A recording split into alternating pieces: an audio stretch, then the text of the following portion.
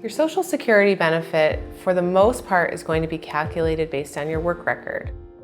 And so it's important that you go through every couple of years and make sure that their record of your earning matches up with your own record of your earning. Beyond the work record, we also look at how many years did you work, whether or not you ever became a max earner. There is a point at which they stop counting your earnings and also stop taxing you on those additional earnings. So once you have figured out your work record and your earnings, then it will be based on when you start collecting. Americans have the choice to start collecting Social Security anytime between 62 and 70, and every month that you wait, your benefit increases.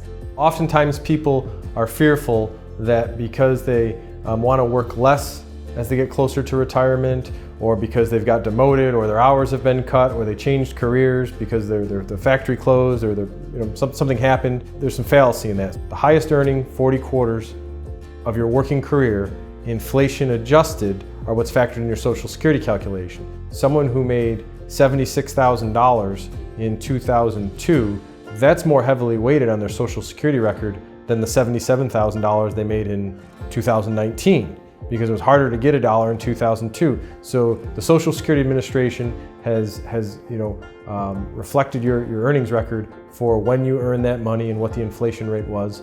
And so, slowing down and working less, or switching to a job that might be easier on your lifestyle but doesn't pay as much, a year or two before retirement, does not come with the penalty that many Americans think it does. One of the claiming mistakes that I see frequently is that when there's a married couple, we think of retirement as a package. That you and your partner are going to retire together around the same age, and that you're going to pass away together around the same age. But often, unfortunately, that isn't the case, where one spouse lives much longer than the other spouse. Well, here's the deal. Every year that you wait to collect Social Security, your Social Security benefit goes up by between 6.5% and 8%.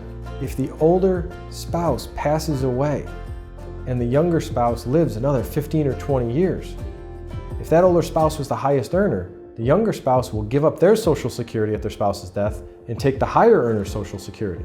And that's for the rest of their life.